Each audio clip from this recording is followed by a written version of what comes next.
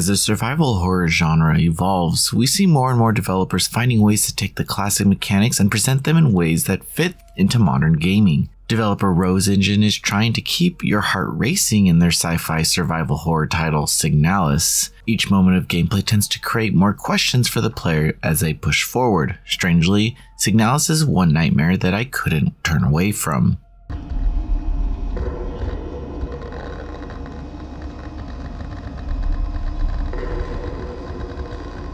Signalis wastes little time getting players prepared for what's ahead. The opening moments act as a tutorial that teaches basic puzzle solving and movement mechanics. The instructions seem part of the world's lore as you awake as an android replica named Elster. Her current goal is to find a mysterious woman to whom she made a promise to. The reasonings for Elster's awakening and the cause of a deadly virus that took over a once respectable facility is realized through a series of cutscenes and notes found throughout the levels. The cinematics for this game is straight out of a Kubrick film. The framing of the shot and the disturbingly awkward characters you'll interact with have come together to tell a rather engrossing narrative. It exudes a sense of loneliness as the camera switches to first person and you navigate unknown environments hoping to find some answers. As Elster unraveled the truth of what happened to this facility, I felt immersed in the world and easily understood the sci-fi lore that the developer set out to create. It's digestible but has depth for those who wish to understand everything. Still, some scenes are left for interpretation, but that comes with the indie movie-esque structure. By exploring various floors within the facility, players will unlock new ways to navigate puzzles and take on enemies. There's a steady stream of new ways to approach gameplay, but there are also a handful of reused puzzle ideas. Most of the time, progress will be stopped by a locked door that requires a key card. These cards can be found lying around on a desk, but the more important ones are always behind a wall safe. Sure, they mix it up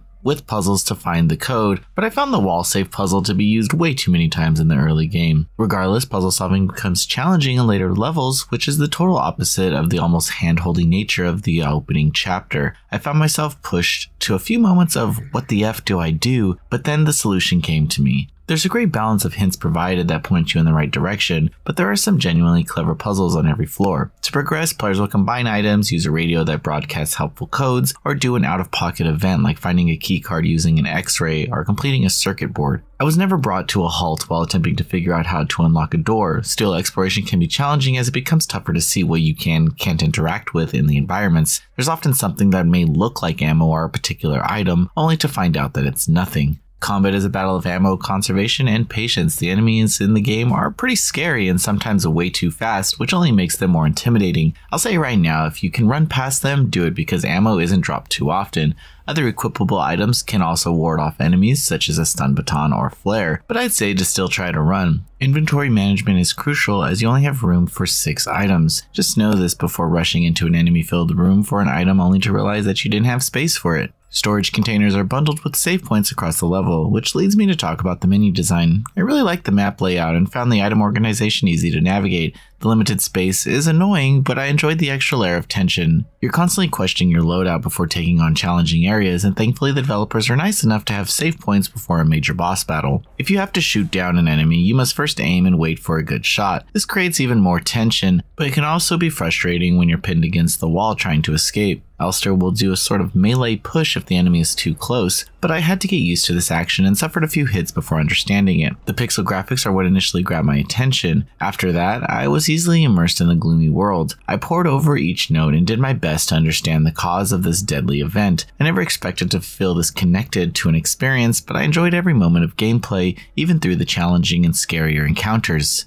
Sound design is essential to this genre, and while the soundtrack takes a back seat, for the most part, the developers use it to induce a bit of terror during enemy encounters. Further, it's used for some of the lo-fi cinematics, giving it a Blade Runner vibe. If this score was to make me feel lonely, then it worked.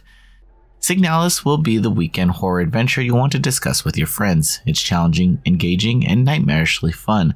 I couldn't seem to step away, as something always allows you to inch forward to some answers. There's so much to love and to fear about this experience that I can easily recommend it to any fans of the genre. NoisyPixel is giving Signalis a 9 out of 10. Thanks for watching. Please read the full review at noisypixel.net. NoisyPixel is run by a group of gamers who work hard to deliver news, reviews, previews, and more. Please subscribe to keep up with all our future content.